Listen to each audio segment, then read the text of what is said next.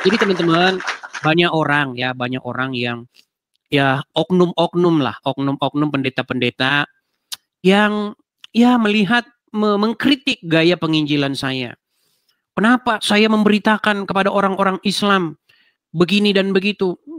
Begini bapak-bapak pendeta ya, bapak-bapak pendeta yang belum pernah menginjili orang-orang Islam, yang tidak tahu cara menginjili orang-orang Islam. Karena bapak-bapak pendeta biasa ngomong di depan jamaah di gereja. Ngomong sama jemaah di gereja beda dengan ngomong sama orang Islam. Beda Bapak Pendeta, Pak Pen, beda. Begitu.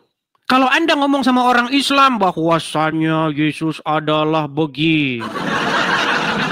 Dia pada milad lama, jangan begitu. Saya punya metode sendiri. Kerjakan urusanmu Pak Pendeta, begitu ya.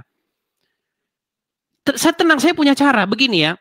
Saya melihat orang Islam ini itu adalah bayi-bayi yang masih makan bubur. Orang-orang Islam saya lihat, mereka belum bisa makan nasi. Kalau di gereja orang udah bisa makan nasi karena dia sudah menerima Tuhan Yesus. Sedangkan saya beritakan kepada orang-orang yang masih bayi. Bagaimana mungkin bayi saya kasih nasi Pak Pendeta? Nanti tidak bisa dikunyahnya, malah saya dikatai mereka sebagai orang bodoh. Begini ya teman-teman ya. Jadi kekristenan ini saya lihat sekarang sudah banyak terjangkiti oleh paham-paham gnostisisme yang tidak mengakui Yesus sebagai manusia. Kalau dikatakan Yesus manusia, orang Kristen langsung marah. Manusia, bukan manusia. Berarti kamu sudah dalam kesesatan yang nyata. 3 Injil itu berbicara mengenai Yesus sang anak manusia. 3 itu Injilnya. Matius, Markus, Lukas. Ya. Hanya 1 Injil yang berbicara Yesus sebagai sang firman, sebagai Allah. 1, itu diberitakan kepada orang yang sudah naik kelas 2. Kalau naik kelas 1 kamu kasih itu, yang ada kamu diketawain Pak Pendeta. Saya ini udah 13 tahun berhadapan dengan mereka ini. Biarkan cara saya, kau bahkan tidak tahu apa-apa Pak Pen kalau menghadapi mereka. Aduh. Saya ini memberitakan supaya orang-orang Islam ini mengganti junjungannya. Mengganti suri tauladannya. Itu dulu, tahapnya itu dulu. Ganti junjungannya. Jangan kau jadikan Muhammad sebagai pemimpinmu. Kesini itu dulu tahapnya. Kalau itu sudah diterima, baru tahap selanjutnya Pak Pendeta, Pak Pendeta. Aduh, dia dibilangin katanya mengajarkan Injil yang tidak sepenuh. Saya katanya mengajarkan Yesus sebagai manusia. Memangnya kalau kau baca Injil Yesus bukan manusia? Ya Yesus manusia Pak Pendeta. Ketika saya beritakan Yesus sebagai manusia, katanya saya ini adalah nanti ada waktunya Pak Pendeta, nanti kalau mereka sudah lulus kelas 1 baru mereka kelas 2. Aduh. Masa saya yang sudah 13 tahun menghadapi orang-orang Islam mau diajarin sama orang yang baru menghadapi orang Islam kemarin sore. Aduh. Nekat yang nyata kalian ini. Ayo, beritakan kepada orang-orang Islam supaya mereka mengganti junjungannya. Supaya mereka mengganti suri tauladannya. Supaya mereka mengganti pemimpinnya yang Muhammad itu. Supaya mereka jangan dipimpin oleh orang mati di dalam kubur. Karena yang memimpin orang Islam adalah orang mati di dalam kuburan, namanya Muhammad. Coba tanya sama orang Islam itu, pasti diakui itu. Cuman mereka nggak sadar mereka dipimpin orang mati. Ya. Yang kita beritakan itu adalah firman Tuhan Yesus, bukan diri kita. Tapi kalau motifnya adalah dia pengen sesuatu, menginginkan siapa? Menginginkan saya begitu atau bagaimana? Ya, makanya saya cuekin begitu. Ketika dicuekin tiba-tiba berubah 180 derajat. Tidak apa-apa lah ya, kita tetap diajarkan untuk mengasihi. Ya, jangan kita membalas kejahatan dengan kejahatan. Seperti itu ya teman-teman ya, seperti itu. Mengaku-ngaku sudah dimamarikan, bahkan sedang bersama-sama dengan Edis TV di dalam satu rumah yang sama.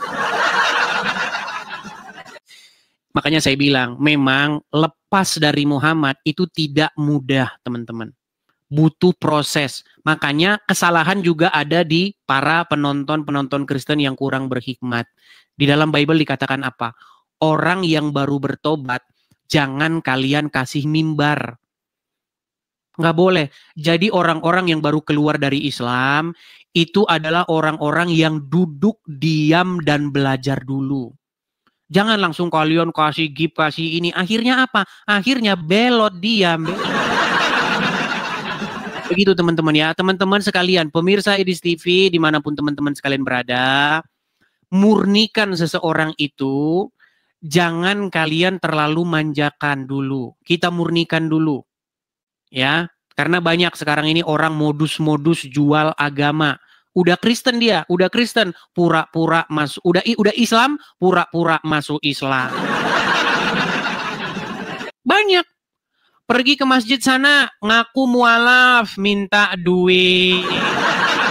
Jalan lagi dia, pergi ke masjid sana, saya mualaf terbuang, saya butuh uang, iya kasih duit lah. Nggak di Islam, nggak di Kristen, banyak.